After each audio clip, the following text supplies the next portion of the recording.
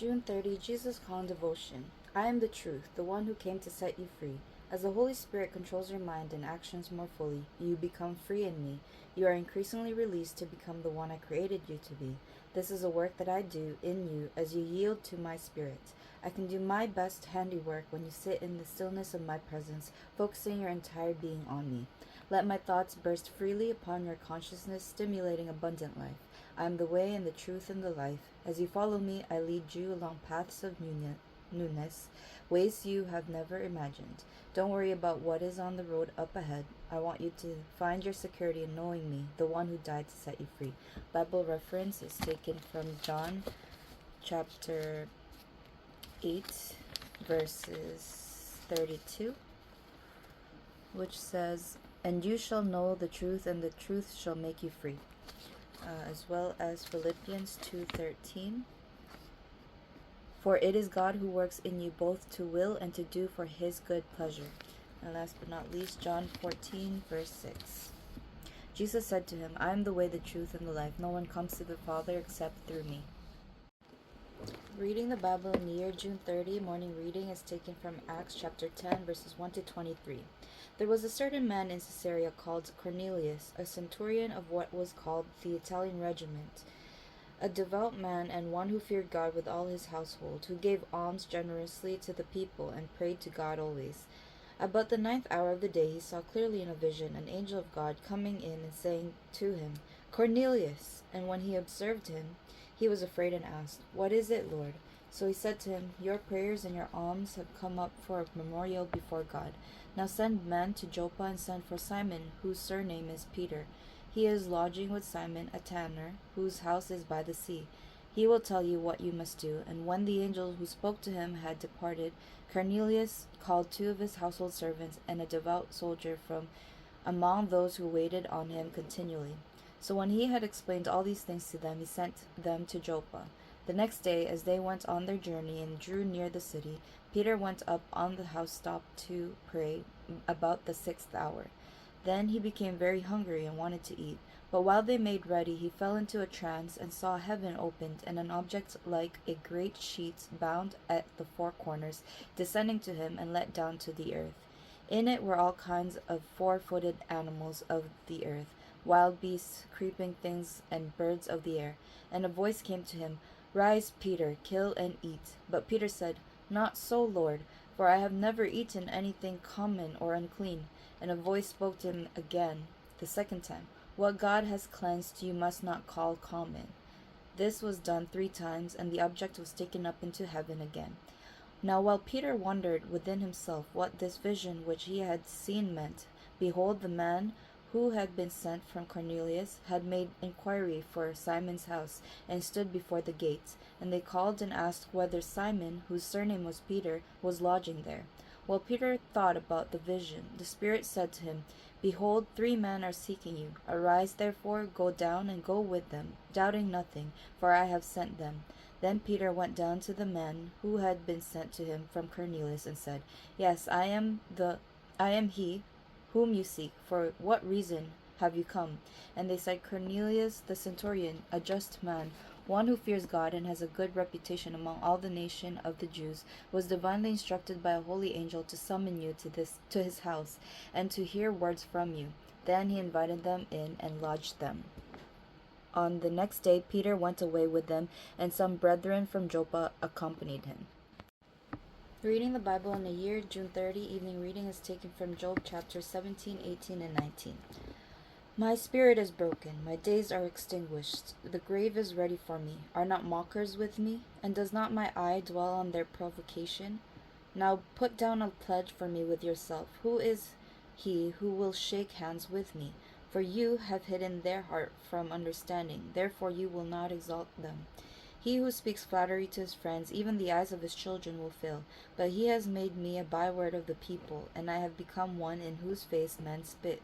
My eye has also grown dim because of sorrow, and all my members are like shadows. Upright men are astonished at this, and the innocent stirs himself up against the hypocrite. Yet the righteous will hold to his way, and he who has clean hands will be stronger and stronger. But please come back again, all of you, for I shall not find one wise man among you. My days are past, my purposes are broken off. Even the thoughts of my heart, they change the night into day. The light is near, they say, in the face of darkness. If I wait for the grave as my house, if I make my bed in the darkness, if I say to corruption, you are my father, and to the worm, you are my mother and my sister, where then is my hope? As for my hope, who can see it? Will they go down to the gates of Sheol? Shall we have rest together in the dust? Chapter 18. Then Bildad the Shuhite answered and said, How long till you put an end to words? Gain understanding, and afterward we will speak. Why are we counted as beasts and regarded as stupid in your sight? You who tear yourself in anger, shall the earth be forsaken for you, or shall the rock be removed from its place? The light of the wicked indeed goes out, and the flame of his fire does not shine. The light is dark in his tent, and his lamp beside him is put out. The steps of his strength are shortened, and his own counsel casts him down. For he is cast into a net by his own feet, and he walks into a snare. The net takes him by the heel, and a snare lays hold of him. A noose is hidden for him on the ground, and a trap for him in the road. Terrors frighten him on every side, and drive him to his feet. His strength is starved, and destruction is ready at his side. It devours patches of his skin. The firstborn of death devours his limbs. He is uprooted from the shelter of his tent, and they parade him before the king of terrors. They dwell in his tent who are none of his. Brimstone is scattered on his dwelling. His roots are dried out below, and his branch withers above. The memory of him perishes from the earth, and he has no name among the renowned. He is driven from the light into darkness, and chased out of the world.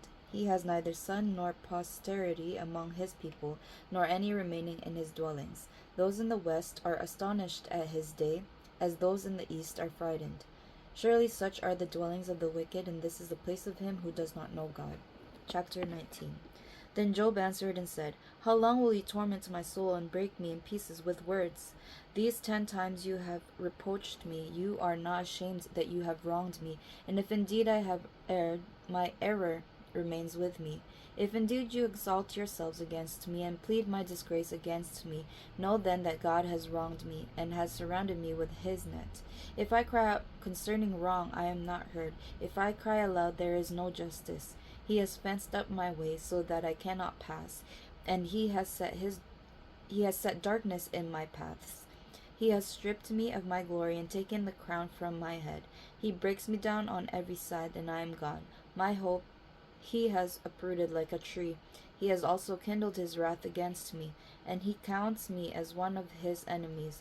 His troops come together and build up their road against me. They encamp all around my tent. He has removed my brothers far from me, and my acquaintances are completely estranged from me. My relatives have failed, and my close friends have forgotten me. Those who dwell in my house and my maidservants count me as a stranger. I am an alien in their sight. I call my servant, but he gives no answer. I beg him with my mouth. My breath is offensive to my wife, and I am repulsive to the children of my own body. Even young children despise me. I arise, and they speak against me. All my close friends abhor me, and those whom I love have turned against me. My bone clings to my skin and to my flesh, and I have escaped by the skin of my teeth. Have pity on me, O you, my friends, for the hand of God has struck me. Why do you persecute me as God does, and are not satisfied with my flesh? Oh, that my words were written! Oh, that they were inscribed in a book, that they were engraved on a rock with an iron pen and lead forever. For I know that my Redeemer lives, and he shall stand at last on the earth. And after my skin is destroyed, this I know, that in my flesh I shall see God, whom I shall see for myself, and my eyes shall behold, and not another. How my heart yearns within me. If you should say, How shall we persecute him? Since the root of the matter is found in me, be afraid of the sword for yourselves, for wrath brings the punishment of the sword, that you may know there is a judgment.